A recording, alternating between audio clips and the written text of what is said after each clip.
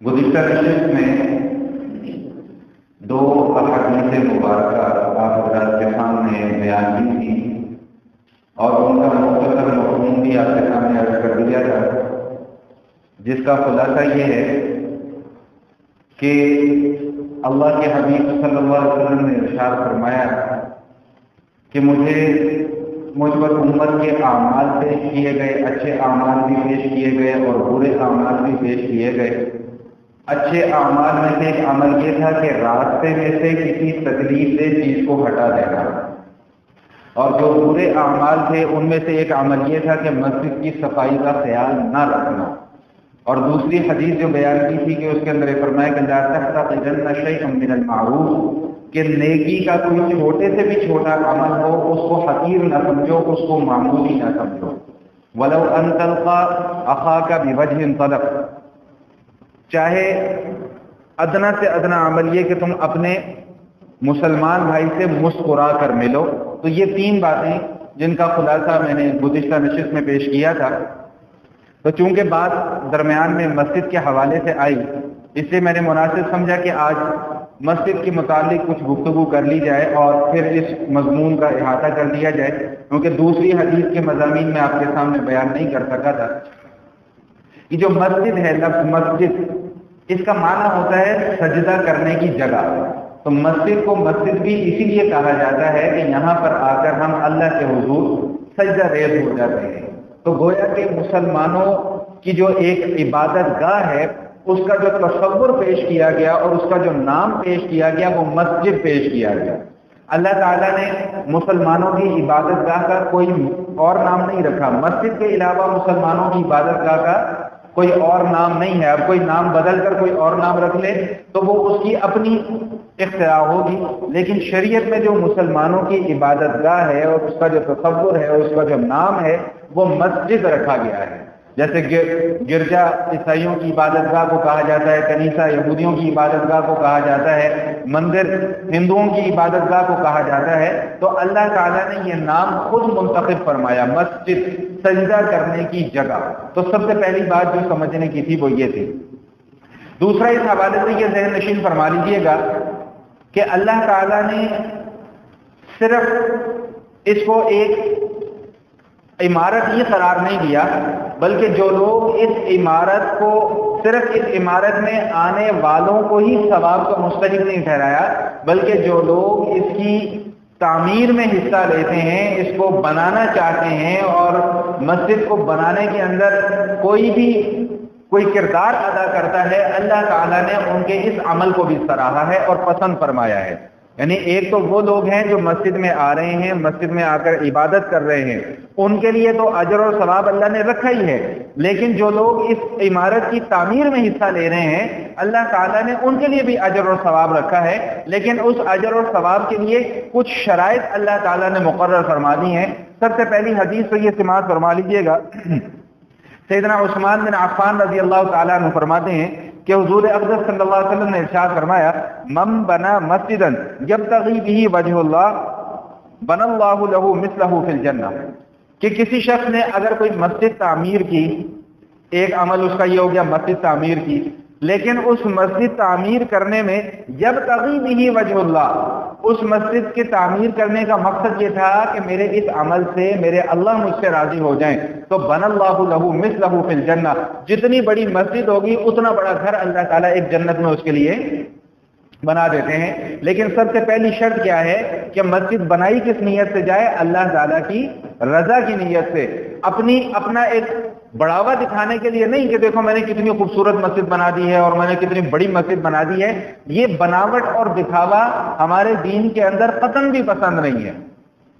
کل رات کو بھی درس قرآن کے اندر یہ بات آئی، اسی سے ملتا جلتا مضمون آیا، تو وہاں پر بھی میں نے یہی بات عرض کی تھی۔ قرآن اللہ کا یہ کہتا ہے کہ جو لوگ صدقہ و خیرات کرتے ہیں، یہ رات کا خلاصہ میں آپ کے سامنے پیش کر دوں تاکہ بات مل جائے، جڑ جائے اور سمجھنے میں ذرا آسانی ہو جائے، کہ جو لوگ صدقہ و خیرات کرتے ہیں، پھر صدقہ و خیرات کرنے کے بعد لوگوں کے اوپر احسان جتلاتے ہیں کہ ہم نے تمہارے ساتھ یہ خیر کا معاملہ کیا، ہم نے تمہیں فلاں وقت میں یہ دیا، ہم نے فلاں وقت میں تمہارے ساتھ یہ نیکی کی۔ تو جو لوگ اس طرح کا عمل کرتے ہیں، اللہ پاک ارشاد فرما رہے ہیں کہ ان اللہ کے راستے میں صدقہ و خیرات کرتے ہیں اور صدقہ و خیرات کرنے کے بعد احسان جتلاتے ہیں، تو ان کا اجر اور جو ثواب ملنا تھا وہ سارا کا سارا اجر و ثواب ضائع ہو جاتا ہے۔ پھر اللہ مثال دے رہے ہیں کہ کس شخص کی طرح اس کا اجر اور ثواب ضائع ہو جاتا ہے، اس شخص کی طرح کہ ينفق مالہ رئاء الناس، جو لوگوں کو دکھلانے کے لیے مال خرچ کرتا ہے۔ اب جو لوگوں کو دکھلانے کے لیے کوئی مال خرچ کرتا ہے یا کوئی بھی نیک عمل کرتا ہے، کوئی نماز پڑھ رہا ہے لوگوں کو دکھلانے کے لیے، کوئی صدقہ و خیرات کر رہا ہے تاکہ لوگ دیکھیں مجھے اور لوگ میرے متعلق کہیں کہ دیکھو جی کتنا سخی آدمی ہے، کتنا دل کھور کے پیسہ خرچ کر رہا ہے، تو ایسے شخص کے متعلق اللہ کا فیصلہ کیا ہے کہ اس کو اس کے عمل کا رتی برابر بھی اجر اور ثواب نہیں ملتا، کیونکہ اس کا مقصد اللہ کو خوش کرنا نہیں ہے، اس کا مقصد لوگوں کو خوش کرنا ہے۔ تو جب لوگوں کو خوش کرنے کے پیچھے چل پڑے تو اللہ کو خوش کرنا تو مقصود اور مطلوب رہا ہی نہیں۔ تو جب اللہ کو خوش کرنا مطلوب اور مقصود رہا ہی نہیں تو جو عمل کیا جا رہا ہے اس کا بھی پھر کوئی اجر اور ثواب نہیں ملے گا۔ حدیث شریف میں آتا ہے کہ کل قیامت والے دن جو لوگ دکھلاوے کے لیے اعمال کرتے ہیں ان کو کل قیامت والے دن یہ کہا جائے گا کہ جن لوگوں کو خوش کرنے کے لیے عمل کیا کرتے تھے، جن لوگوں کو دکھانے کے لیے عمل کیا کرتے تھے، آج اپنا اجر و ثواب بھی انہی سے جا کر لے لو۔ ظاہری سی بات ہے کہ اجر دینا، نیکیاں دینا، یہ کام کس کا ہے؟ اللہ کا۔ اللہ کے سوا تو کسی اور کا یہ کام ہی نہیں ہے۔ تو یہ کہہ دینا کہ جا کر اجر و ثواب بھی لوگوں سے لے لو، اس کا کیا مطلب نکلتا ہے؟ اس کا مطلب یہ نکلتا ہے کہ اللہ ان کو اپنی جناب سے کوئی اجر و ثواب عطا نہیں فرمائیں گے۔ تو سب سے پہلی چیز کیا کہ جو شخص کوئی مسجد بناتا ہے، لیکن شرط کیا ہے مسجد بنانے میں کہ اس کا مقصد اللہ کو راضی کرنا ہے، اللہ کو خوش کرنا ہے، تو پھر اس کا اجر کیا ملے گا کہ بنى اللہ لہ مثلہ فی الجنہ، اللہ تعالیٰ بالکل اس کے جیسا ہی گھر اس کا ایک جنت کے اندر بنا دیں گے۔ تو یہ تو مسجد بنانے کی فضیلت ہے، اور بھی بہت ساری احادیث ہیں لیکن میں صرف ایک حدیث کے اوپر اکتفا کر رہا ہوں۔ دوسری چیز وہ بھی اسی سے متعلقہ ہے کہ اللہ کے حبیب صلی اللہ علیہ وسلم ارشاد فرما رہے ہیں، سیدہ عائشہ صدیقہ رضی اللہ تعالی عنہا اس حدیث کی راویہ ہیں، وہ فرماتی ہیں کہ اللہ کے حبیب صلی اللہ علیہ وسلم نے ارشاد فرمایا، من بنا مسجدا لا يريد به رياء ولا سمعة بنى الله له بيتا في الجنہ، کہ جس شخص نے کسی مسجد کی تعمیر کی، لا يريد به رياء ولا سمعة، اور اس کا مقصد شہرت حاصل کرنا نہیں تھا، اس کا مقصد لوگوں کو دکھانا نہیں تھا، تو پھر کیا ہوگا کہ بنى الله له بيتا في الجنہ، اللہ تعالیٰ جنت میں اس کے لیے ایک گھر بنا دیتے ہیں۔ اب ہمارے حالت کیا ہے کہ ساری زندگی جیسا کہ آگے حدیث میں آ رہا ہے کہ اس میں یہ مضمون ذکر کیا گیا کہ حلال مال سے اگر کوئی مسجد بنائے، حرام مال سے نہیں، حلال مال سے اگر کوئی مسجد بنائے تو اللہ تعالیٰ اس کے لیے جنت میں ایک گھر بنا دیتے ہیں۔ اب ہمارا معاملہ کیا ہے کہ ساری زندگی ملک اور قوم کا پیسہ لوٹتے رہتے ہیں، ہم ساری زندگی بدماشیاں کرتے رہتے ہیں، ساری زندگی زمینوں کے اوپر قبضے کرتے رہتے ہیں، ساری زندگی لوگوں کو دھوکہ دے دے کر ان سے پیسہ بٹورتے رہتے ہیں، اور جب بہت سارا پیسہ اکٹھا ہو جاتا ہے تو یہ ظاہر کرنے کے لیے کہ جی ہم تو بڑے نیک لوگ ہیں اور ہمارا پیسہ بھی بڑا صاف ستھرا ہے، چلو جی آج ہم ایک مسجد بنا دیتے ہیں۔ بھائی ایسی مسجد بنانے کا کیا فائدہ؟ اور ایسی مسجد بنانے کا رتی برابر بھی کوئی اجر اور ثواب؟ جو پیسہ ہی حرام کا ہے، جو آمدن ہی حرام ذرائع سے آ رہی ہے، جو آمدن ہی ان ذرائع سے آ رہی ہے جن پر شریعت نے پہلے ہی پابندی لگائی ہوئی ہے، ان ذرائع سے پیسہ اکٹھا کر کے پھر اللہ کا گھر بنا رہے ہیں، یہ تو اللہ کے ساتھ کھلا مذاق ہے۔ نہیں سمجھ میں آ رہی بات؟ جیسا کہ آج کل میں نے پہلے بھی شاید اس موضوع پہ بات کی تھی، آج کل ایک بڑا یہ جو ٹرینڈ چلا ہوا ہے جی شادیوں میں یہ ڈی جے لگانے کا اور ناچ گانے کرنے کا، اب وہ ڈی جے والا ظالم، اس سے بڑا ظالم شخص دنیا میں کوئی نہیں ہے۔ وہ ڈی جے کا آغاز، ناچ گانے کی محفل کا آغاز کس سے کرتا ہے؟ تاجدار حرم و نگاہ کرم۔ بھائی تاجدار حرم نے تو یہ آلات توڑنے کا حکم دیا ہے، تاجدار حرم نے تو موسیقی کو حرام قرار دیا ہے، تاجدار حرم نے تو موسیقی کو، ناچ کو، گانے کو پسند نہیں فرمایا، اور ظالم انسان تو شادی بیاہ کے اندر ایک گندا اور ایک غلیظ محفل سجا رہا ہے اور اس کا آغاز تو اللہ کے حبیب صلی اللہ علیہ وسلم کا نام لے کر کرتا ہے۔ اس سے بڑا ظلم اور کیا ہوگا؟ اس سے بڑا ہمارا دین کے ساتھ مذاق اور کیا ہوگا؟ اس سے بڑا رسول اللہ صلی اللہ علیہ وسلم کی شان میں گستاخی اور کیا ہو سکتی ہے؟ معذرت ہو سکتا ہے کہ آپ کو میری بات بری لگ رہی ہو، لیکن جو حقیقت ہے وہ حقیقت ہے۔ بھائی دل پر ہاتھ رکھ کر بتاؤ ناچ گانا کوئی اچھا کام ہے؟ دل پر ہاتھ، کسی ملا کا فتوا بھی سائڈ پہ کر دو، چلو میں یہ نہیں کہتا کہ قرآن کو بھی سائڈ پہ کر دو، حدیث کو بھی سائڈ پہ کر دو، اپنے دل کے اوپر ہاتھ رکھ کر بتاؤ کہ کوئی ناچ گانا کوئی اچھی چیز ہے؟ کوئی شریف گھروں کے بچے اور بچیاں، شریف لوگ اس بات کو پسند کریں گے کہ میری بچی 100 لوگوں کے مجمع کے سامنے جا کے ناچے؟ شریف لوگ اس بات کو پسند کریں گے کہ میرا بچہ جو ہے وہ ناچے اور گائے اور ناچ گا کر اپنا نام کمائے؟ یہ شریف لوگ قطعاً اس چیز کو پسند نہیں کریں گے. یہ تو گندے لوگوں کا کام تھا. معذرت کے ساتھ کہ اب شرفاء بھی اس گندے کام کے اندر پورے پورے شریف ہو گئے ہیں. تو جو ذرائع حرام ہیں، جن ذرائع کے اوپر شریعت میں پہلے ہی پابندی لگائی ہوئی ہے، جن معاملات کے اوپر شریعت میں پہلے ہی پابندی لگائی ہوئی ہے، ہم اس پابندی کو تو ماننے کو تیار نہیں ہیں، لیکن اس پابندی کو توڑ کر جو ہم وسائل اختیار کرتے ہیں ان کو ہم شریعت کے نام پر خرچ کر دیتے ہیں یا دین کے نام پر خرچ کرنے کو تیار بیٹھے ہوتے ہیں. یہ کھلم کھلا اللہ کے ساتھ مذاق ہے. میرے پاس ایک نوجوان آیا، کافی عرصہ پہلے کی بات ہے، موسیقی کے حوالے سے بات کرنے کے لیے. آج کل ہمارے معاشرے میں ایک نٹ پونجی پیدا ہو گیا نا، جو دین کی نئی نئی شکلیں پیش کرتے ہیں. جو بھی ان سے کوئی مسئلہ پوچھیں آپ جا کر تو جواب کیا ملے گا؟ جی یہ مولویوں کی بنائی ہوئی باتیں، جی ایسا ہے، حقیقت میں کچھ نہیں ہے. تو بھائی یہ مولویوں کی بنائی ہوئی باتیں تو 1400 سال سے چلتی آ رہی ہیں. اس کا مطلب جو 1400 سال سے امت عمل کرتی آ رہی تھی وہ ساری کے سارے غلط تھے. تم آج 1400 سال کے بعد اٹھ کے یہ کہتے ہو کہ میں صحیح ہوں. تو ایک نوجوان میرے پاس آیا، موسیقی کے حوالے سے اس نے مجھ سے سوال کیا. میں نے کہا بھائی موسیقی حرام ہے، بنانا بھی حرام ہے، بجانا بھی حرام ہے، سننا بھی حرام ہے اور گانا بھی حرام ہے. تو وہ آتے نا ایسے لوگوں کی طرف سے سوالات، تو اس کو وہ میری بات سمجھ میں نہیں آئی. میں نے کہا میں تمہیں، بھائی اسپیکر خراب ہے، اندر آ جاؤ، باہر آواز نہیں جائے گی صحیح، اندر آ جاؤ. اندر ٹھنڈ بھی ہے، ذرا ادھر ٹھنڈے ماحول میں بیٹھو گے ذرا مزہ بھی آئے گا. تو وہ میں نے کہا اس کو اس طریقے سے بات سمجھ میں نہیں آئے گی، اس کو دوسرے طریقے سے سمجھاتا ہوں بات. میں نے کہا یار اچھا مجھے ایک بات بتاؤ، خدا نہ خواستہ ثم خدا نہ خواستہ کسی کے گھر میں کوئی فوتگی ہو جاتی ہے، تو جب فوتگی ہو جاتی ہے تو کفنانے کے بعد، دفنانے کے بعد پہلا کام ہم کیا کرتے ہیں؟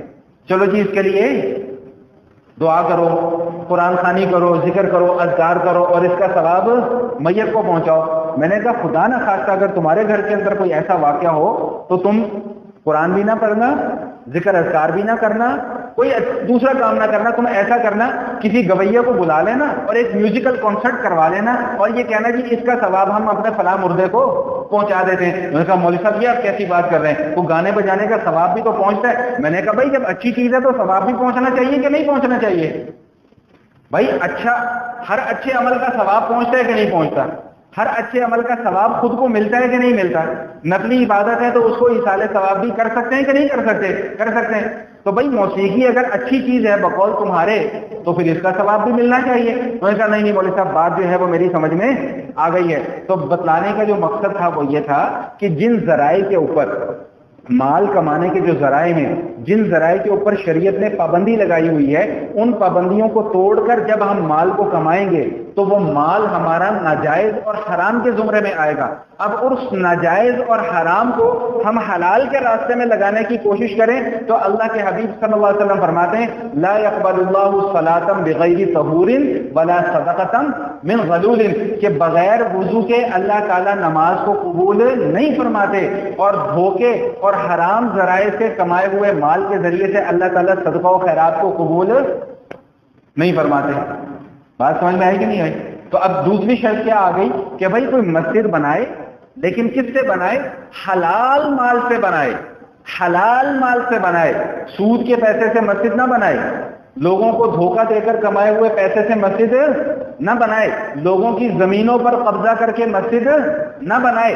تب تو اس کو اجر اور ثواب ملے گا. لیکن اگر قبضے کی زمین پر مسجد بنا لی، لوگوں سے مال بٹور کر، ڈاکہ مار کر، چھین کر، سود کے پیسے سے مسجد بنا لی، تو اس کو نہ اس کی عبادت کا کوئی اجر اور ثواب ملے گا، نہ اس کا یہ مسجد بنانا اس کے لیے کسی کام آئے گا. تو اللہ کے حبیب صلی اللہ علیہ وسلم کیا فرما رہے ہیں کہ مال حلال سے، پاکیزہ مال سے اگر کوئی شخص مسجد بناتا ہے تو پھر اس مسجد کے بنانے کی وجہ سے اس کو اجر اور ثواب کیا ملتا ہے کہ اللہ تعالیٰ جنت میں اس کے لیے ایک گھر بنا دیتے ہیں.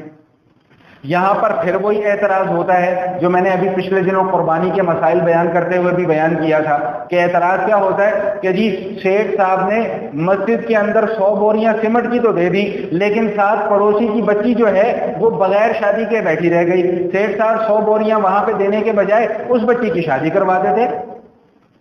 نہیں سمجھ میں آئی بات؟ تو بھائی اس اعتراض کا میں پہلے بھی کئی مرتبہ جواب دے چکا ہوں، اور یہ میں بار بار آپ کے سامنے کیوں باتیں کرتا ہوں؟ یہ میں باتیں اس لیے آپ کے سامنے کرتا ہوں کہ ہمارے معاشرے میں ایک باقاعدہ پری پلانڈ ایک مہم چلائی جا رہی ہے کہ بالخصوص نوجوان طبقے کو دین سے دور کیا جائے، اور ان کے ذہنوں کے اندر یہ وساوس، یہ توہمات، یہ اشکالات اور یہ سوالات زبردستی گھسیڑے جاتے ہیں۔ ایسا نہیں کہ ان کا کوئی جواب نہیں ہے، لیکن جواب کب ہوگا؟ جب سوال کیا جائے گا۔ جب سوال ہی نہیں ہوگا تو پھر جواب بھی نہیں ہوگا۔ نہیں سمجھ میں آ رہی بات؟ ابھی میں پرسوں جامعہ اشرفیہ گیا ہوا تھا، مفتی صاحب کے پاس کسی کام سے کوئی مسئلے مسائل کو پوچھنے تھے، تو ایک نوجوان آ گئے، تو وہ نوجوان کیا کہتے جی میں نے وہ دین کے متعلق کوئی بات کرنی ہے۔ اب مفتی حضرات یہاں بہت مصروف ہوتے ہیں، ان کے پاس اتنا پلندہ رکھا ہوتا ہے جن کے جو انہوں نے سوالات کے جوابات دینے ہوتے ہیں، تو وہ اس میں پہلے بچے نے ایک سوال پوچھا کہ جی اگر ایسا ہو جائے تو یہ ہو جائے، وہ اگر مگر پہ گیم چل رہی تھی ساری کی ساری، تو پھر 2-3 سوالوں کے جواب تو مفتی صاحب نے دے دیے، تو پھر اس بچے کو سمجھایا کہ بیٹا اگر کوئی مسئلہ پیش آ چکا ہے تو اس کے متعلق سوال کرو۔ ہمارے ہاں ایک مصیبت کیا بن گئی ہے کہ جو ہماری ضروریات دین ہیں ان کے متعلق ہم نہیں سیکھتے۔ جو ہماری ضروریات دین ہیں، یعنی جن چیزوں کا سیکھنا ہمارے اوپر فرض ہے، ان چیزوں کو ہم نہیں سیکھتے، نہ ان چیزوں کو ہم ڈسکس کرتے ہیں۔ ہماری حالت تو یہ ہوئی بھی ہے کہ ہم ان مسائل میں الجھے رہتے ہیں کہ اصحاب کہف کا کتے کا رنگ سفید تھا یا کالا تھا۔ بھائی سوال کی کوئی ضرورت ہے؟ اگر اصحاب کہف کے کتے کا رنگ نہیں پتا چلے گا تو کیا ہم ایمان سے خارج ہو جائیں گے؟ سمجھ میں آ رہی بات کہ نہیں آ رہی؟ ابھی عید الاضحیٰ کے بیان میں نے ایک حدیث بیان کی تھی کہ جس کا مفہوم اور خلاصہ یہ ہے کہ اللہ کے حبیب صلی اللہ علیہ وسلم نے مختلف بادشاہوں کو کچھ خطوط لکھے تھے۔ ان میں سے ہرقل ایک بادشاہ تھا، اس کو بھی خط لکھا، اور اس کو جب خط لکھا تو اس کا عنوان یہ تھا کہ بھائی اس جنت کی طرف آؤ، یہ قرآن کی آیت بھی ہے، وَسَارِعُوا إِلَىٰ مَغْفِرَةٍ مِّن رَّبِّكُمْ وَجَنَّةٍ عَرْضُهَا السَّمَاوَاتُ وَالْأَرْضُ، کہ بھائی اس جنت کی طرف آؤ جس کی چوڑائی 7 آسمانوں اور 7 زمینوں کے برابر ہے۔ اب وہ ہرقل نے وہ خط اپنے سفیر کو دیکھ کر واپس بھجوایا کہ تم جاؤ محمد صلی اللہ علیہ وسلم کے پاس جاؤ اور ان سے جا کر اس کے متعلق پوچھو۔ اس نے کہا کہ جی آپ نے ہرقل کو خط لکھا؟ فرمایا ہاں لکھوایا خط۔ اس نے کہا جی آپ نے اس کے اندر یہ عبارت لکھی ہے کہ اللہ کی جنت کی طرف آؤ جس کی چوڑائی 7 آسمانوں اور 7 زمینوں کے برابر ہے۔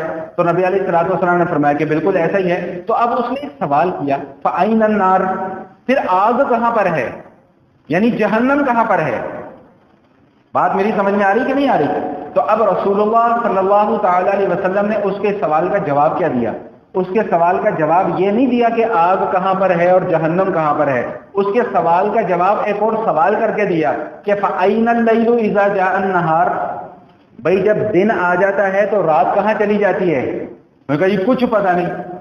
جب دن آ جاتا ہے تو رات کہاں چلی جاتی ہے؟ انہوں نے کہا جی کچھ پتہ نہیں۔ تو یہ جواب دینے کا مقصد یہ تھا کہ جن چیزوں کا جاننا ضروری نہیں ہے ان چیزوں کے پیچھے مت پڑو، اور اللہ کا قرآن بھی یہی کہہ رہا ہے وَلَا تَقْفُ مَا لَيْسَ لَكَ بِهِ عِلْمٌ، کہ جن چیزوں کے متعلق آپ کو معلومات نہیں ہیں ان کے پیچھے مت پڑو، جن کا جاننا ضروری نہیں ہے ان کے پیچھے مت پڑو۔ اب لوگ میرے پاس بھی آتے ہیں عجیب عجیب سوال کرتے ہیں۔ اب یہ وہ شیشے لگے ہیں تو ایک صاحب کہنے لگے جی اس کے آگے کھڑے ہو کے نماز ہو جاتی ہے؟ میں کہا جی ہو جاتی ہے۔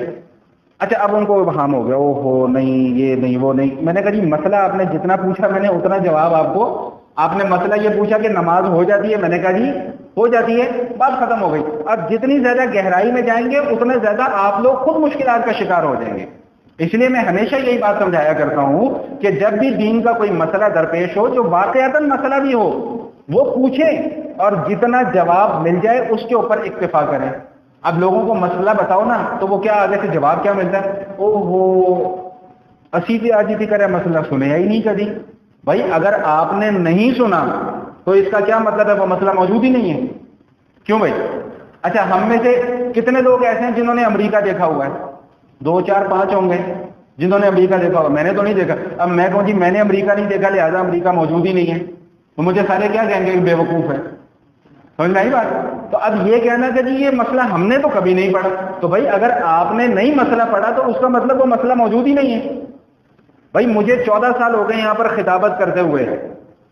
اکثر ایسا ہوتا ہے کہ میں یہاں پر تیاری کرتا ہوں جب آپ کو یہاں پر بیان کرنے کے لیے، تو اکثر ایسا ہوتا ہے کہ وہ باتیں جو نہ زمانہ طالب علمی میں ہماری نظر کے سامنے آئی، نہ ان 14 سالوں میں ہمارے سامنے آئی، آج آ جاتی ہیں. سمجھ میں آئی بات؟ ذخیرہ علم دین تو بکھرا پڑا ہوا ہے، ہزار لاکھوں کی تعداد میں کتابیں موجود ہیں.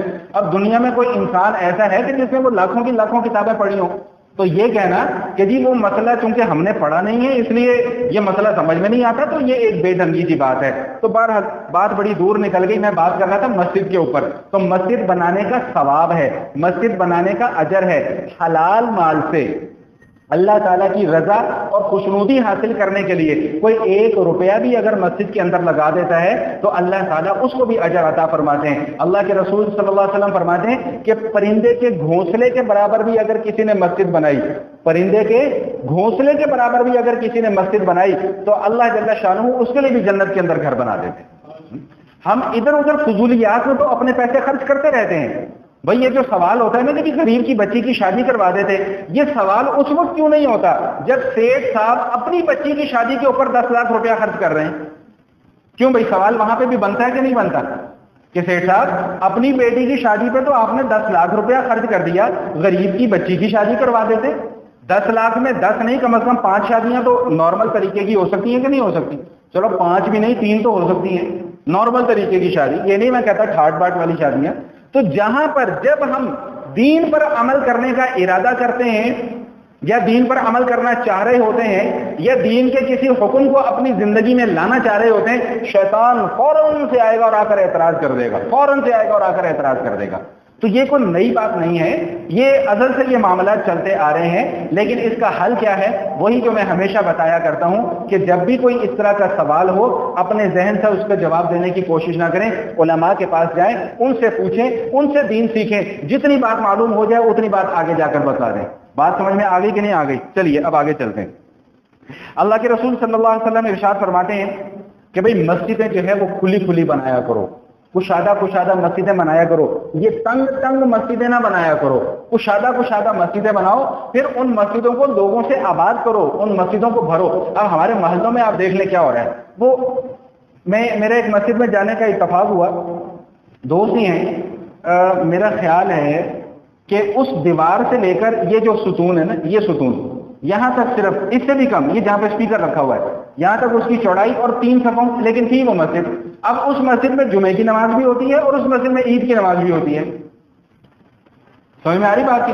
بمشکل اس میں 20 یا 25 لوگ آتے ہیں، لیکن وہاں پر جمعہ بھی ہو رہا ہے اور وہاں پر اس چیز نے بڑا کام خراب کیا ہے. ہر بندے نے 1-1.5 اینٹ کی اپنی مسجد بنا لی ہے.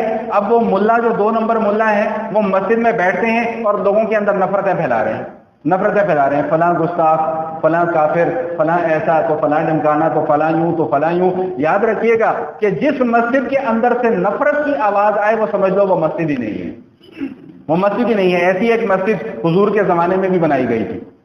نبی علیہ الصلوۃ والسلام مکہ معظمہ سے ہجرت فرماتے ہیں، مدینہ تشریف لاتے ہیں. مدینہ سے کچھ دور پہلے ایک وادی ہے، وادی قبا. وہاں پر رسول اللہ صلی اللہ علیہ وسلم نے کچھ دن تک قیام فرمایا اور وہاں پر ایک مسجد کی تعمیر فرمائی. یہ اسلامی ریاست کی سب سے پہلی مسجد تھی، مسجد قبا. جو حضرات عمرے کے لیے یا حج کے لیے تشریف لے گئے ہیں یقیناً وہ اس مسجد کی زیارت بھی کر کے آئے ہوں گے. اللہ کے رسول صلی اللہ علیہ وسلم نے ارشاد فرمایا کہ مسجد قبا کے اندر جا کر نماز پڑھنے سے اللہ تعالیٰ 1 عمرے کا ثواب عطا فرماتے ہیں. 1 عمرے کے برابر ثواب ملتا ہے مسجد قبا میں جا کر نماز پڑھنے سے. تو یہ مسجد قبا دین اسلام کی پہلی مسجد تھی. اس کے متعلق اللہ تعالیٰ نے قرآن کریم میں ارشاد فرمایا لَمَسْجِدٌ أُسِّسَ عَلَى التَّقْوَى مِنْ أَوَّلِ يَوْمٍ أَحَقُّ أَن تَقُومَ فِيهِ، کہ بھئی مسجد وہ ہوتی ہے کہ جس کی بنیاد پہلے دن سے تقوی کے اوپر رکھی گئی ہو، نفرتیں پھیلانے کے لیے نہ رکھی گئی ہو. نہیں سمجھ میں آ رہی بات؟ مسجد کی بنیاد نفرتیں پھیلانے کے لیے نہ رکھی گئی ہو. ادھر ایک نوجوان ہے، ہوگا میرے خیال ہے کوئی 12-13 سال کا یا 14 سال کا، پتہ نہیں بیٹھا ہوا ہے کہ نہیں بیٹھا ہوا. ابھی کچھ 1 ہفتہ پہلے میرے پاس آیا، بڑا ریگولر نمازی ہے وہ ہماری مسجد کا. ابھی ایک ہفتہ پہلے میرے پاس آیا، کہتا قاری صاحب آپ سے ایک بات پوچھنی تھی. میں نے کہا پوچھو. کہتا وہ مجھے محلے والے لڑکے بڑے تنگ کرتے ہیں، کچھ شیطان قسم کے لوگ، وہ کہتے ہیں جی اس مسجد میں جا کے نماز نہ پڑھا کرو. کیوں بھائی کیوں نہ پڑھا کرو؟ یہ وہ نہیں کرتے، یہ نہیں کرتے، یہاں پہ یہ نہیں ہوتا، یہاں پر وہ نہیں ہوتا، یہاں پر ایسے نہیں ہوتا، یہاں پر ویسے نہیں ہوتا، لہذا اس مسجد میں جا کے نماز نہ پڑھا کرو. تو جس مسجد سے اس قسم کی آواز بلند ہو رہی ہو کہ اس مسجد میں جا کر نماز نہ پڑھا کرو، سمجھ لو کہ اس سے بڑا فتنہ اور فساد کوئی نہیں ہے دنیا کے اندر، زمین کے اندر. بھائی مسجد اللہ کا گھر ہے، چاہے وہ کسی بھی مسلک کی ہے، کسی بھی مکتب فکر کی ہے، وہ اللہ کا گھر ہے. وہاں پر جاؤ گے تو اللہ ملے گا. ڈھونڈنے والا ہونا چاہیے، نظر اپنی ہونی چاہیے ڈھونڈنے والی. تو جو پہلی مسجد تعمیر ہوئی وہ مسجد قباء تھی. پھر اس کے بعد نبی علیہ الصلوۃ والسلام مسجد مدینہ منورہ تشریف لاتے ہیں، مسجد نبوی کی تعمیر ہوئی. جب مسجد نبوی کی تعمیر ہو گئی، غزوہ تبوک کا زمانہ تھا، میں مختصر کر رہا ہوں بات کو، غزوہ تبوک کا زمانہ تھا. تو ایک شخص تھا، اس کا نام تھا ابو عامر. یہ پہلے یہودی تھا، بعد میں عیسائی ہو گیا. اس نے بھی ایک مسجد بنائی، مدینہ سے کچھ دور فاصلے پر اس نے ایک مسجد بنائی. اور مسجد بنانے کے بعد رسول اللہ صلی اللہ علیہ وسلم کی خدمت میں حاضر ہوا اور آ کر کہنے لگا یا رسول اللہ، ہم نے مسجد بنائی ہے تو ہمارا جی چاہتا ہے کہ مسجد کا افتتاح آپ کریں. مسجد کا افتتاح کون کریں؟ رسول اللہ صلی اللہ علیہ وسلم. آپ برکت کے لیے وہاں پر تشریف لائیں. حضور نے فرمایا کہ ابھی تو میں تبوک کے جہاد کے لیے جا رہا ہوں، واپسی پر آئیں گے، ابھی میرے پاس وقت نہیں ہے. واپسی پر تشریف لائے اور ارادہ یہ فرمایا کہ میں اس مسجد میں نماز پڑھنے کے لیے جاؤں. اب وہ مسجد کیوں بنائی گئی تھی؟ وہ مسجد اس لیے بنائی گئی تھی کہ تاکہ لوگ مسجد نبوی سے کٹ جائیں. کیوں بنائی گئی تھی؟ تاکہ لوگ مسجد نبوی سے کٹ جائیں اور ہماری مسجد میں آنا شروع کر دیں. اور دلیل کیا پیش کی تھی کہ جی ہمیں بڑی دور آنا پڑتا ہے. اصل مقصد کیا تھا کہ مسجد نبوی سے کٹنے کا مطلب کہ رسول اللہ صلی اللہ علیہ وسلم کی صحبت سے کٹ گئے. جب رسول اللہ صلی اللہ علیہ وسلم کی صحبت سے کٹ جائیں گے تو ان کو گھیرنا ہمارے لیے زیادہ آسان ہو جائے گا. تو اس سے اب ایک بات کیا سمجھ میں آتی ہے کہ نیک لوگوں کی صحبت میں رہنا یہ ایمان کی حفاظت کی سب سے بڑی دلیل ہے. نیک لوگوں کی صحبت اختیار کرنا، ایمان کو بچانا ہے تو نیک لوگوں کی صحبت اختیار کیجیے، علماء کی صحبت اختیار کیجیے، اولیاء اللہ کی صحبت اختیار کیجیے. نہیں کریں گے تو ایمان ضائع ہو جانے کا خدشہ ہے. دلیل آپ کے سامنے موجود ہے، قرآن یہ واقعہ بیان کر رہا ہے. تو جب رسول اللہ صلی اللہ علیہ وسلم نے ارادہ فرمایا کہ بھئی اس مسجد میں جانا ہے اور جا کر افتتاح کرنا ہے، تو اللہ کی طرف سے وحی نازل ہو جاتی ہے. اور وحی کے الفاظ کیا ہیں؟ لا تقم فیہ ابدا. آپ اس مسجد کے اندر قدم بھی نہیں رکھیں گے، کبھی قدم نہیں رکھیں گے. کیوں؟ والذین اتخذوا مسجدا ضرارا کفرا وتفریقا بین المؤمنین. یہ مسجد انہوں نے عبادت کے لیے نہیں بنائی، یہ مسجد انہوں نے اس لیے بنائی ہے تاکہ اہل ایمان کے درمیان میں تفریق پیدا ہو جائے، اہل ایمان کے درمیان میں جدائیاں پیدا ہو جائیں. تو آج بھی جس مسجد سے جدائی کی آواز نکلتی ہو کہ فلاں گستاخ ہے، اس کے پیچھے نماز نہ پڑھو. گستاخی اور کفر کے فتوے تو ہم جیب میں لے کر پھر رہے ہوتے ہیں. اتنا سستا پیزا نہیں ہے جتنا سستا گستاخی کا فتویٰ ہے. کسی بھی مولوی کو جا کے ایک حلوے کی پلیٹ رکھ دو، 1 منٹ کے اندر اندر گستاخی کا فتویٰ آ جائے گا، 1 منٹ کے اندر اندر. اور اگر ساتھ آپ نے ایک مرغ مسلم قورمہ اور 2 نان بھی رکھ دیے تو شاید 30 سیکنڈ کے اندر ہی فتویٰ آ جائے. اور اگر آپ پوری کی پوری دیگ لے گئے تو 30 سیکنڈ بھی بہت دور کی بات ہے، 1 سیکنڈ کے اندر اندر فتویٰ آ جائے گا. جتنا مال بڑھاتے جاؤ گے اتنا آسانی سے فتویٰ ملتا چلا جائے گا. تو جس مسجد سے نفرت کی آوازیں بلند ہو رہی ہوں کہ فلاں کے پیچھے نماز نہیں ہوتی، فلاں کے پیچھے نماز نہیں ہوتی، فلاں کے پیچھے نماز نہیں ہوتی، سمجھ لو کہ وہ مسجد ضرار ہے جس کو اللہ کا قرآن کہہ رہا ہے والذین اتخذوا مسجدا ضرارا. جن لوگوں نے مسجد ضرار بنائی، تکلیف دینے کے لیے بنائی، اور مقصد کیا تھا کہ تفریقا بین المؤمنین، اہل ایمان کے درمیان میں تفریق اور جدائی پیدا کر دیں. اس مسجد کے متعلق کیا حکم تھا کہ لا تقم فیہ ابدا. اس مسجد کے اندر جا کر آپ نے کھڑے بھی نہیں ہونا. رسول اللہ صلی اللہ علیہ وسلم نے 2 صحابہ کرام کو بھجوایا اور فرمایا کہ اس مسجد کو جلا کر راکھ کر دو. وہ مسجد گرا دی گئی، جلا دی گئی، اور بعد میں وہاں پر کوڑے کا ڈھیر بنا دیا گیا. تو بات سمجھ میں آ رہی کہ نہیں آ رہی؟ مسجد اللہ تعالیٰ کا گھر ہے، مسجد عبادت کرنے کی جگہ ہے، مسجد اللہ کو ڈھونڈنے کی جگہ ہے، مسجد دوسروں پر الزام تراشی کرنے کی، دوسروں کی طرف انگلیاں اٹھانے کی جگہ نہیں ہے. نہیں بات سمجھ میں آ رہی؟ اللہ کے رسول صلی اللہ علیہ وسلم ارشاد فرماتے ہیں کہ بھائی سب سے بہترین جو بیٹھنے کی جگہ ہے وہ مسجد ہے، سب سے بہترین. نہ راستوں کے اندر بیٹھو، نہ راستوں کے اندر بیٹھو، نہ بازاروں کے اندر جا کر بیٹھو. یہ گپیں لگانے کے لیے راستے نہیں ہیں. اللہ کے رسول صلی اللہ علیہ وسلم نے راستے میں کھڑے ہو کر گپیں لگانے سے منع فرمایا ہے، منع فرمایا ہے. ہاں ایک روایت کا مفہوم میرے ذہن میں آ رہا ہے، روایت اس وقت مجھے پورے طریقے سے یاد نہیں ہے، اس کا مفہوم میرے ذہن میں آ رہا ہے، اللہ تعالیٰ کمی بیشی معاف فرمائے. چند صحابہ کرام کو دیکھا کہ راستے میں کھڑے ہو کر باتیں کر رہے تھے، تو اللہ کے رسول صلی اللہ علیہ وسلم نے ارشاد فرمایا کہ راستے میں کھڑے ہو کر باتیں نہ کیا کرو. عرض کیا یا رسول اللہ ہمارے پاس بیٹھنے کی کوئی جگہ نہیں ہے. فرمایا کہ اگر اتنی بات ہے تو آتو طریقہ حق کا ہو، پھر راستے کا حق ادا کیا کرو. عرض کیا یا رسول اللہ راستے کا حق کیا ہے؟ فرمایا کہ اپنی نظروں کو جھکا کر رکھا کرو، امر بالمعروف کیا کرو، نہی عن المنکر کیا کرو. اور ہمارے یہاں راستے میں کھڑے ہو کر کیا ہوتا ہے؟ وہ آج فلاں نے تو یوں کر دیا، فلاں یوں کہہ رہا تھا، فلاں یوں کہہ رہا تھا، وہ آپ کے متعلق یہ بات کر رہا تھا، وہ آپ کے متعلق بھی یہ بات کر رہا تھا. جب ہم راستے میں کھڑے ہوں، ایک تو جرم یہ کر رہے ہیں، دوسرا جرم کیا کہ راستے میں کھڑے ہو کر راستے کا حق ادا نہیں کر رہے. راستے میں کھڑے ہو کر راستے کا حق کیا ہے کہ بھائی آؤ اذان ہو گئی، آؤ نماز پڑھنے کے لیے. نہیں سمجھ میں آئی بات؟ یہ ہے راستے کا حق. نظریں جھکا کر رکھو، یہ نہیں کہ اب جو گزر رہا اسے آنکھیں پھاڑ پھاڑ کے تو اس کو ٹینٹ میں دیکھنا چیک کر دو، شروع کر دو اسے، بھائی سر سے لے کر پاؤں تک پورا موازنہ شروع کر دو، کیا چیز ہے کیا چیز نہیں ہے. الامان الحفیظ میں ویسے ایک بات سمجھانے کے لیے کر رہا ہوں. تو یہ ہے راستے کا حق. تو اللہ کے رسول صلی اللہ علیہ وسلم کیا فرما رہے ہیں کہ بھائی بدترین جگہ جو بیٹھنے کی ہے، مجلسیں لگانے کی، وہ بازار ہے. اور دوسرا راستے، اگر کہیں بیٹھنا ہی ہے تم نے جا کر، تو اللہ کے حبیب صلی اللہ علیہ وسلم فرماتے ہیں کہ مسجدوں میں جا کر بیٹھو. اور اگر مسجد میں بھی جا کر نہیں بیٹھ سکتے تو اللہ کے حبیب صلی اللہ علیہ وسلم فرماتے ہیں کہ فأذن بیتک، پھر اپنے گھر کے اندر بیٹھے رہو، گھر سے باہر نہ نکلو. سمجھ میں آ رہی بات کہ نہیں آ رہی؟ بات بڑی لمبی ہوگی، میں تو ابھی بہت کچھ اور بیان کرنا تھا، بس مختصر ایک دو مسائل مسجد کے متعلق بیان کر دوں، پھر میں اپنی بات آگے چلاتا ہوں. فرمایا جنبوا مساجدکم صبیانکم، بھائی بہت چھوٹے چھوٹے بچوں کو مسجد میں لانے سے پرہیز کرو. یہ اللہ کے حبیب صلی اللہ علیہ وسلم کا فرمان ہے. بہت چھوٹے چھوٹے بچے جن کو سمجھ نہیں ہے، جن کو پاکی ناپاکی کا شعور نہیں ہے، جن کو مسجد کے آداب کا نہیں پتا، اللہ کے حبیب صلی اللہ علیہ وسلم نے ایسے بچوں کو مسجدوں میں لانے سے منع فرمایا ہے. اب لوگ اچھا اللہ کے حبیب کا فرمان نہیں ہم دیکھتے کہ اللہ کے حبیب کیا فرما رہے ہیں صلی اللہ علیہ وسلم، لیکن بس اپنی ایک دلیل اور اپنا ایک فلسفہ، وہ جی ہم بچوں کو مسجد میں اس لیے لے کے آتے ہیں تاکہ ان کی تربیت ہو. بھائی تربیت کے لیے رسول اللہ صلی اللہ علیہ وسلم نے عمر مقرر فرما دی کہ مروا اولادکم بالصلاۃ وہم ابناء 7 سنین، جب تمہارا بچہ 7 سال کا ہو جائے پھر اسے نماز پڑھنا سکھاؤ.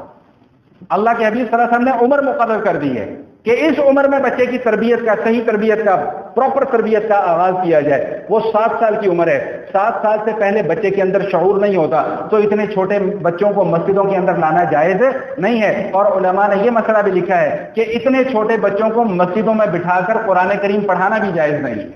اتنے چھوٹے چھوٹے بچے، بھائی مسجد کے اندر تھوکنا منع ہے، مسجد کے اندر ہوا خارج کرنا منع ہے، مسجد کے اندر ناک صاف کرنا منع ہے. اب وہ جو چھوٹا سا بچہ ہے اس کو کیا پتا کہ میں نے یہ کام مسجد کے اندر کرنے ہے کہ نہیں کرنے، اس لیے چھوٹے بچوں کو مسجد میں لانے سے گریز کیجیے. اور ساتھ ساتھ یہ بھی فرمایا کہ ایسے لوگ کہ جن کا عقل اور شعور ختم ہو چکا ہو، مجنون کی کیفیت ان کے اوپر کا آغاز ہو چکا ہو، تو ایسے لوگوں کو بھی مسجد کے اندر لانا جائز نہیں ہے. بات سمجھ میں آ رہی کہ نہیں آ رہی؟ تو بہرحال اللہ کے حبیب صلی اللہ علیہ وسلم کیا ارشاد فرما رہے ہیں. اچھا اب یہ جو ایک نیا ٹرینڈ چلا ہوا ہے، اس حوالے سے بھی میں آپ کو بتا دوں. احادیث بہت زیادہ ہیں، میں مختصر کر کے صرف ایک حدیث کے اوپر اکتفا کر رہا ہوں. یہ جو مسجدوں کی سجاوٹ، اس کی تزئین اور اس کی آرائش کا جو ایک ہمارے ہاں ایک تصور پیدا ہو چکا ہے، یہ سراسر رسول اللہ صلی اللہ تعالی علیہ وسلم کے احکام کی خلاف ورزی ہے. اللہ کے رسول صلی اللہ علیہ وسلم کیا فرما رہے ہیں؟ ما امرت بتشیید المساجد، بھائی مجھے مسجدوں کی سجاوٹ کرنے کے لیے نہیں بھیجا گیا. صحیح حدیث ہے، یہ صحیح حدیث ہے. اللہ کے حبیب کیا فرما رہے ہیں کہ مجھے مسجدوں کی تزئین و آرائش کے لیے نہیں بھیجا گیا. اس لیے اگر آج سے پہلے یہ کام کرتے رہے ہیں تو آئندہ کے لیے توبہ کر لیجیے، آئندہ کے لیے توبہ کر لیجیے. حضرت عبداللہ ابن عباس رضی اللہ تعالیٰ عنہما نے ایک جگہ پر دیکھا کہ مسجد کو سجایا جا رہا ہے، چراغاں کیا جا رہا ہے، تو انہوں نے کیا بات ارشاد فرمائی؟ انہوں نے فرمایا کہ تم اپنی مساجد کو اس طرح مزین کر رہے ہو جس طرح یہود و نصارہ اپنی عبادت گاہوں کو مزین کیا کرتے تھے. جس طرح یہود و نصارہ اپنی عبادت گاہوں کو مزین، تمہاری مسجد میں اور یہود و نصارہ کی عبادت گاہوں میں کیا فرق باقی رہ جائے گا؟ وہاں بھی چراغاں ہوتا ہے، یہاں بھی چراغاں شروع ہو گیا.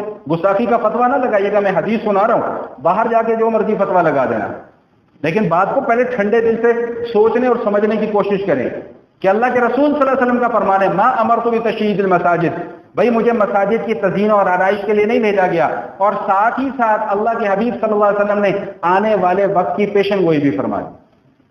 آنے والے وقت کیا فرمایا کہ مساجد عامراتن، یہ بھائی مسجدیں بڑی بڑی خوبصورت بنائی جائیں گی آنے والے وقت میں، لیکن وہی خراب من الہدی، ہدایت سے وہ مساجد خالی ہیں۔ آج ہماری کوشش یہ ہوتی ہے کہ ہماری مسجد میں مہنگے سے مہنگا، موٹے سے موٹا قالین بچھنا چاہیے، کیوں جی گھٹنے چل جاتے ہیں، جی گھٹنے چل جاتے۔ مسجد کے اندر 4 اے سی لگے ہوئے، 8 اور لگنے چاہیے، کیوں جی مسجد ٹھنڈی ہونی چاہیے۔ معذرت، برا نہ محسوس کیجیے گا، برا نہ محسوس کیجیے، لیکن حقیقت یہی ہے، حقیقت یہی ہے کہ اللہ کے حبیب صلی اللہ علیہ وسلم نے تو ان چیزوں سے منع فرمایا ہے، اور ہم انہی چیزوں کو اختیار کرتے چلے جا رہے ہیں۔ فرمایا کہ مسجدیں بہت عمدہ ہوں گی، عالی شان مساجد ہوں گی، سنگ مرمر لگا ہوگا، ایک چمکیلی دھمکیلی مسجدیں ہوں گی، لیکن وہی خراب من الہدی، مسجدوں میں نمازی نہیں آئیں گے، نماز نہیں پڑھنے آئیں گے۔ بھائی ایسی مسجد کا کیا فائدہ ہے؟ کو 50 لاکھ روپے لگا کر اتنی خوبصورت مسجد بنانے کا کیا فائدہ جس میں نمازی نہ پڑھنے کے لیے آتے ہوں؟ کیا فائدہ ہے ایسی مسجدوں کا؟ کل آخرت میں جا کر اللہ کو ہم نے کیا جواب دینا ہے؟ صرف یہ جواب دینا کہ یا اللہ ہم نے مسجد بنا دی تھی۔ اللہ پوچھیں گے مسجد بنائی تھی تو مسجد میں گیا کیوں نہیں؟ پھر کیا جواب دیں گے؟ نہیں بات سمجھ میں آ رہی؟ تو بہرحال یہ مساجد سے متعلق چند مسائل تھے، بے شمار مسائل ہیں، لیکن میں ان سب مسائل کو بیچ میں سے چھوڑ کے اپنی بات بس مکمل کر رہا ہوں کہ جو تیسری بات میں نے گزشتہ نشست میں آپ کے سامنے بیان کی تھی، حدیث کے الفاظ کیا تھے؟ لا تحتقرن شیئا من المعروف، بھائی کوئی چھوٹے سے چھوٹا بھی عمل ہو اس کو حقیر نہ سمجھو، نیکی کا کوئی چھوٹے سے بھی چھوٹا عمل ہو اس کو حقیر نہ سمجھو۔ ولو ان تلقا اخاک بوجہ طلق، چاہے تمہیں اپنے بھائی سے مسکرا کر ہی کیوں نہ ملنا پڑ جائے۔ اب یہ مسکرا کر ملنا یہ ایک نہایت چھوٹا عمل ہے، لیکن اللہ کے رسول صلی اللہ علیہ وسلم کا پسندیدہ عمل ہے، پسندیدہ عمل ہے۔ جس طرح ہم نے عبادات کے اپنے کچھ معیارات مقرر کر لیے ہیں، اس طرح ہم نے اخلاقیات کے بھی کچھ معیارات مقرر کر لیے ہیں۔ اب اخلاقیات ہماری نظر میں کیا ہے؟ اخلاقیات ہماری نظر میں معذرت کے ساتھ چاپلوسی کا نام ہے۔ جو جتنا زیادہ چاپلوس ہوگا وہ اتنا زیادہ با اخلاق گردانا جائے گا۔ جھک جھک کے سلام کرنا، گھٹنے پکڑنا، او جی بڑا با اخلاق ہے، جی بڑا با اخلاق ہے، بہت با اخلاق ہے، چاہے اس کا وہ پورے کے پورے اعمال دم اس کا سیاہ کارناموں سے بھرا ہوا ہو، لیکن بندہ بڑا با اخلاق ہے۔ جی یہ اخلاقیات نہیں ہے۔ میں آج آپ کو بتلاتا ہوں اخلاقیات کس چیز کا نام ہے۔ 100% دین کے اوپر عمل کرنے کا نام اخلاقیات ہے۔ بس آسان سا فارمولا، صرف مسکرا کر مل دینا یہ اخلاقیات نہیں ہے۔ دل کے اندر بغض بھرا ہو اور بڑا مسکرا کر ہاتھ ملا رہے ہیں، یہ اخلاقیات نہیں ہے۔ اخلاقیات تو اس چیز کا نام ہے کہ آپ کا دل اندر سے صاف ہونا چاہیے۔ یہ تو منافقت ہے کہ دل کے اندر بغض بھرا ہوا ہے اور آگے جھک جھک کے سلام کرتے ہیں، تو منافقت ہے، یہ اخلاقیات تھوڑی ہے۔ نہیں سمجھ میں آ رہی بات؟ تو صرف مسکرا کر ملنا یہ اخلاقیات کا پیمانہ اور معیار نہیں ہے۔ اخلاقیات کا تو چیپٹر بہت وسیع ترین چیپٹر ہے، اس کے اوپر گفتگو کرنا شروع کر دیں تو بات کہیں سے کہیں نکل جائے۔ تو بہرحال لیکن رسول اللہ صلی اللہ علیہ وسلم کی سنت ہے، آج اوپر سے مسکرا کر مل رہے ہیں تو شاید اللہ تعالیٰ دل کے اندر بھی محبت پیدا کر دے۔ سمجھ میں آئی بات؟ شاید اللہ تعالیٰ دل کے اندر بھی محبت پیدا کر دے۔ اصل جو تعلق ہے معاملہ وہ دل کا معاملہ ہے۔ ہاں یہاں پر ایک بات اور بھی سمجھاتا چلوں کہ کسی کو کسی کی غلطی سے روکنا یہ بد اخلاقی نہیں ہے، کسی کو درست بات بتلا دینا یہ بد اخلاقی نہیں ہے۔ نہیں سمجھ میں آئی بات؟ میں کیا بات کرنا چاہ رہا ہوں؟ میں یہ بات کرنا چاہ رہا ہوں کہ اگر کوئی آدمی خلاف شرع کوئی کام کر رہا ہے، شریعت کے خلاف کوئی کام کر رہا ہے، آپ اسے سمجھاتے ہیں کہ یہ کام شریعت کے خلاف ہے، یہ مت کرو، وہ یہ فتویٰ لگا دیتا ہے کتنا بد اخلاق آدمی ہے۔ یہ بد اخلاقی نہیں ہے، یہ تو عین اخلاق کا تقاضا ہے کہ آپ اپنے بھائی کو جہنم کے گڑھے میں گرنے سے بچا رہے ہیں۔ سمجھ میں آئی بات کہ نہیں آئی؟ اپنے مسلمان بھائی کو غلطی سے روکنا یہ سب سے بڑا اخلاق ہے۔ اس کو کوئی اب بد تہذیبی کہے تو کہتا رہے، کوئی بد اخلاقی کہے تو کہتا رہے، لیکن اللہ کی نظر میں تو یہ سب سے بڑے اخلاق ہیں۔ اللہ کی نظر میں یہ سب سے عمدہ اخلاق ہیں۔ امر بالمعروف و نہی عن المنکر جس کا نام دیا گیا کہ بھئی برائی سے روکو اور نیکی کی تلقین کرتے رہو۔ کوئی میرا بھائی اگر نماز نہیں پڑھتا تو اسے نیکی کی تلقین کرنا یہ اخلاق ہے، اس کو نماز کی تلقین کرنا یہ اخلاق ہے۔